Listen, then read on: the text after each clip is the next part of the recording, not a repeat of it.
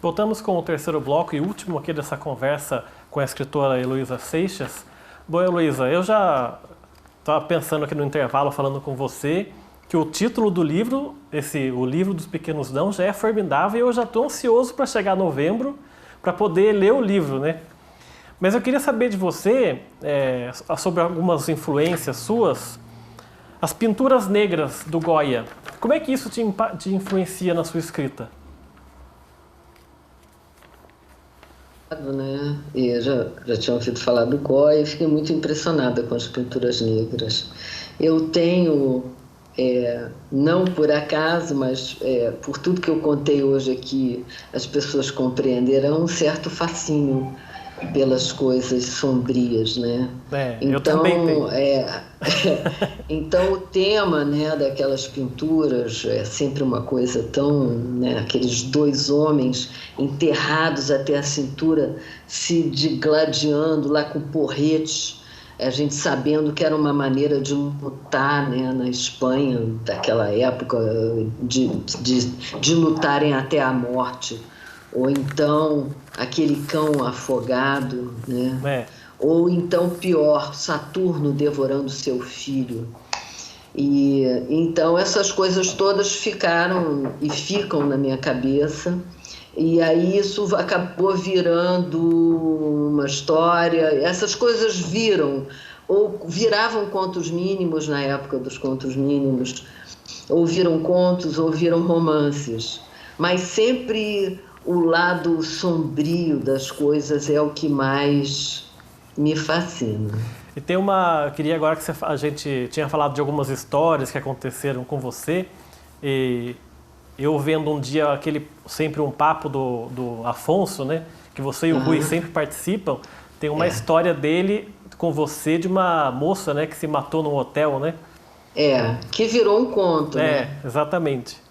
Foi a primeira vez que eu fui a Belo Horizonte para participar do Sempre um Papo, e eu fiquei hospedada num hotel grande que tem ali em frente aquele jardim público, que era o Otton ou alguma coisa, o Meridian, era assim uma bandeira, depois foi mudando, virou vários outros, está lá até hoje aquele prédio, sempre que eu passo lá eu me lembro.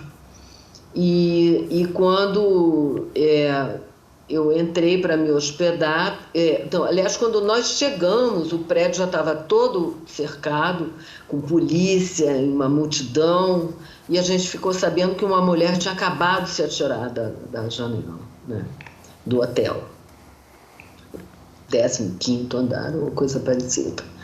E aí eu entrei, fiz o meu check-in na portaria e todo mundo no balcão estava abaladíssimo, né? As pessoas, os funcionários do hotel. E a pessoa que me atendeu, eu ouvi quando ela falou para uma pessoa ao lado, não me lembro se falou para mim, ela se chamava Doris. E aquilo ficou na minha cabeça, né?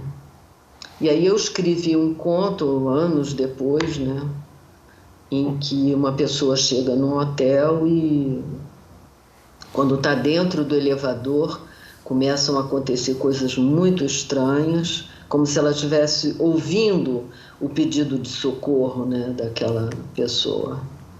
E quando ela chega no quarto, ela desce ou alguma coisa, o elevador enguiça, não me lembro mais.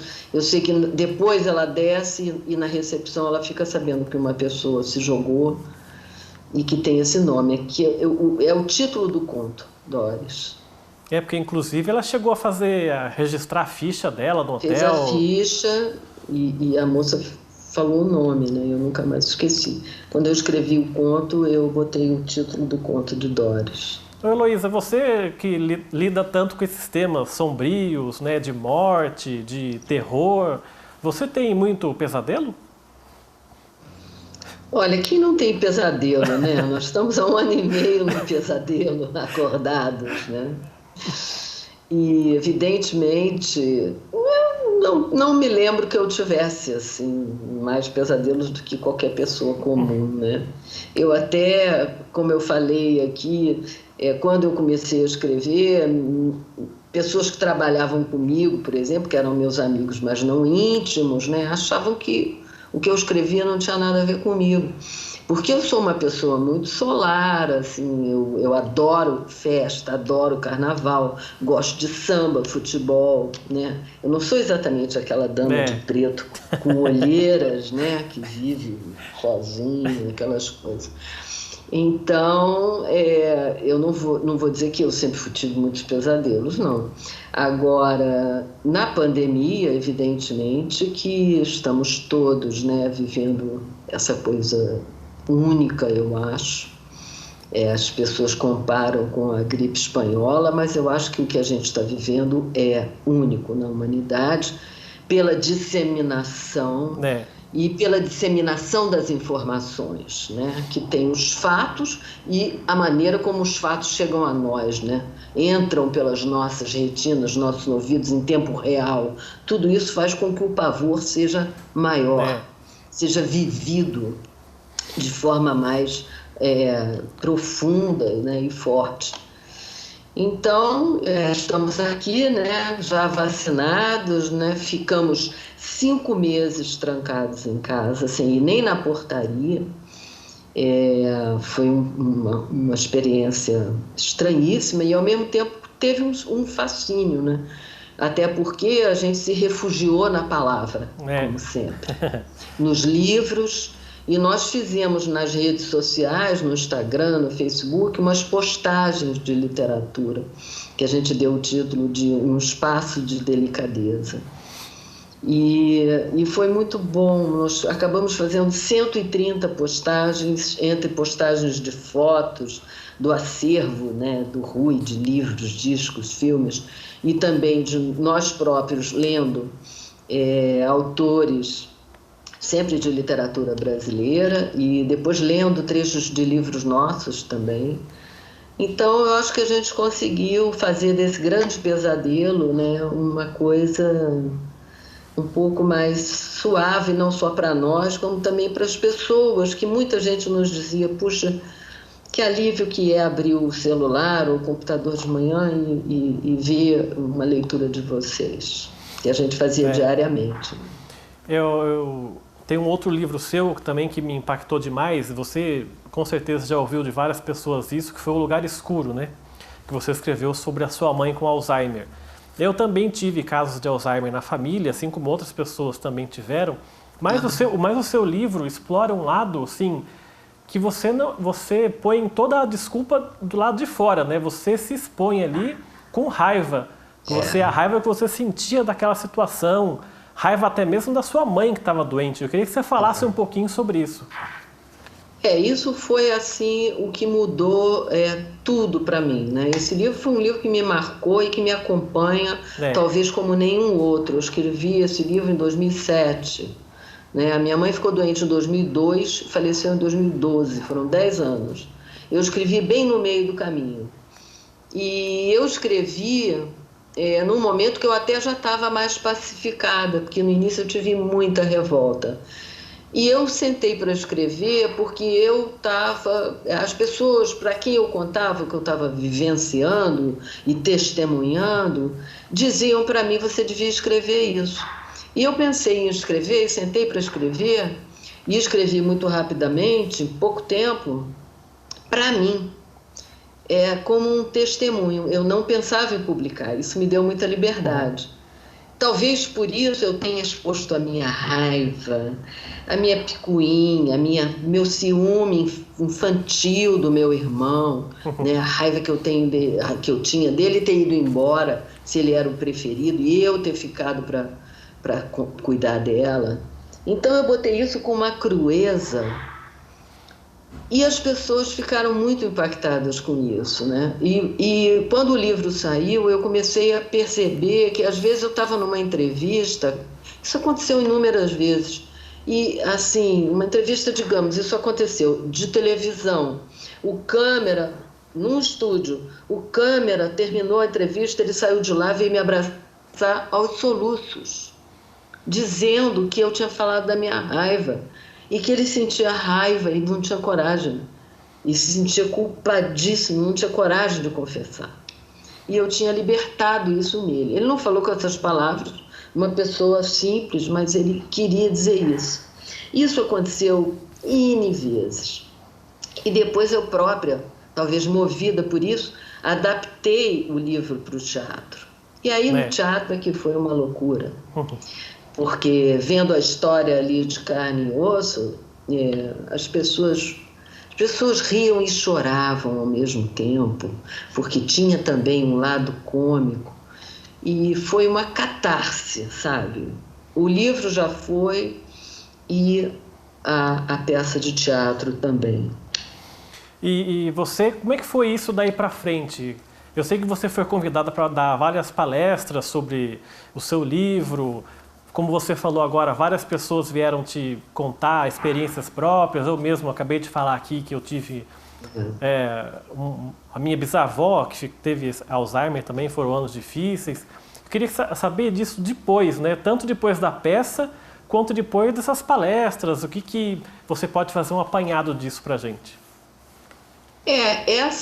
Esses encontros, por exemplo, na peça, essa peça teve várias temporadas, em vários teatros, a gente foi a outras cidades do Brasil, mas teve principalmente, através de edital, ela foi selecionada para fazer as lonas e arenas do entorno do Rio e das comunidades do Rio. Né, em que os ingressos não eram pagos, eram subsidiados pela prefeitura e era um público, né, de pessoas das comunidades e de todas as idades. Aquelas pessoas, às vezes, muitas vezes, carentes, né, de atividades culturais, sabiam que ia ter uma peça na lona e iam. Então, às vezes, estava cheio de criança na plateia. E era uma coisa impressionante, porque começava a peça, as pessoas ficavam impressionadas. E é verdade que eu dei muita sorte, porque o papel principal, que era da minha mãe, era a Camila Amado que fazia, que é uma grande atriz, infelizmente morreu agora há pouco tempo. E a Clarice Nisquier, que fazia o meu papel da filha, que é outra grande atriz. Então, era uma coisa muito impactante. E eu fazia parte dessas apresentações, que foram, se não me engano, 12 apresentações nessas comunidades, que depois da peça houvesse uma palestra sobre Alzheimer, sobre demência senis.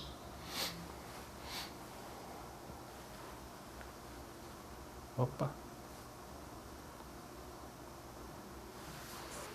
O que eu guardei de tudo isso e guardo até hoje é a riqueza do que eu recebi de volta, né? O escritor, ele é muito solitário, né? E esse foi um livro que ele foi, mas ele volta sempre. Volta na forma, né, dessas pessoas que me deram seus testemunhos, sabe? E que fizeram com que eu me humanizasse, eu acho que cada vez mais, de ouvir isso. Foi muito, muito rico para mim. A gente está quase encerrando, eu vou fazer só mais 2 perguntas para você. A primeira é a seguinte: quando é que você sabe que um livro está realmente pronto, acabado? A gente tem certeza. Quando o livro começa a se escrever, eu digo que os livros pedem para ser escritos, né? E eu tenho uma teoria de que os escritores, nascem com alguns livros dentro de si. E depois que você escreveu, você não precisa escrever mais. Alguns forçam a barra. E isso é que faz com que algumas pessoas, na vida mais madura, comecem a produzir uns livros que parecem plágios deles próprios, dos antigos, dele próprio escritor, né? E outros não, têm uma vitalidade, né? Porque ainda tinha aquilo ali, né? Então, o livro, ele se apresenta, né? E ele se apresenta e ele se desenrola. Cada um se desenrola de uma maneira diferente. Os livros têm biografias próprias. Cada um tem uma história. E o escritor não tem muito controle. Por exemplo, às vezes o livro nasce de um título. Já aconteceu comigo. Uma expressão. Eu li isso numa matéria. Pérolas Absolutas. Achei bonito isso. E aí veio um livro inteiro atrás. Às vezes, você até o fim, você não sabe que título vai ter. Mas você sabe para onde você está caminhando. Mesmo que te deem uma pequena rasteira no final, eles, os personagens, no próprio Pérolas Absolutas, eu tinha dado o ponto final, fui dormir, e acordei no meio da noite e escrevi o que é quase que um pós-fácil, que é a última página, que começa assim: mas elas querem mais, que eram as duas mulheres, como se elas estivessem me falando, olha, fala mais isso. Isso pode acontecer, mas de maneira geral, em algum momento você sabe. Nunca me aconteceu de eu saber assim, não, de eu falar assim, não sei como é que eu vou terminar isso. Nunca me aconteceu. E a última pergunta é a seguinte: eu sei que o Rui Castro já falou várias vezes sobre esse assunto, e quando perguntam para ele isso, a resposta dele é sempre não. Mas eu queria ouvir a sua resposta. Uma vaga na Academia Brasileira de Letras. Achei que você ia perguntar se eu ia fazer a biografia dele. Não, isso aí já... do oitavo selo a gente nem falou aqui hoje, porque... O oitavo selo é uma das facetas dele, embora um pouco ficcionalizada. Mas eu não sou biógrafo e jamais faria, né?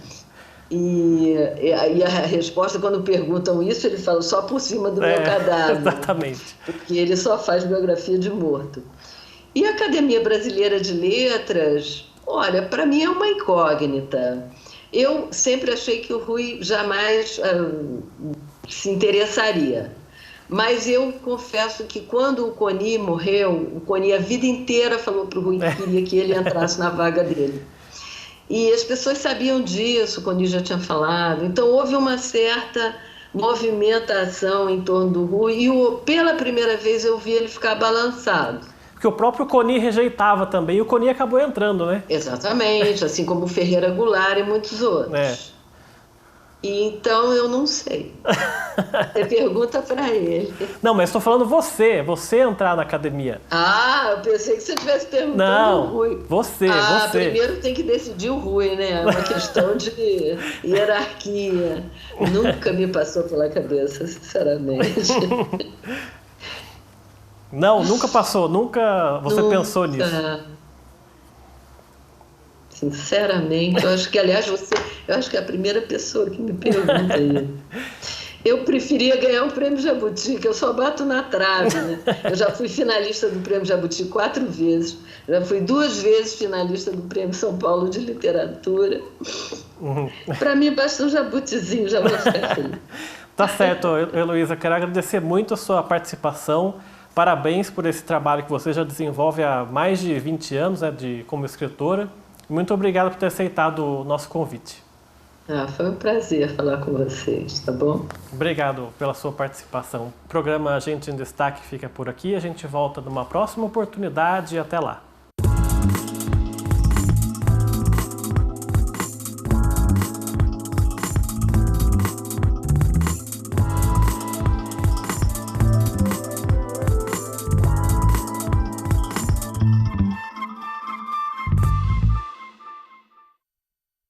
Vou lá chamar o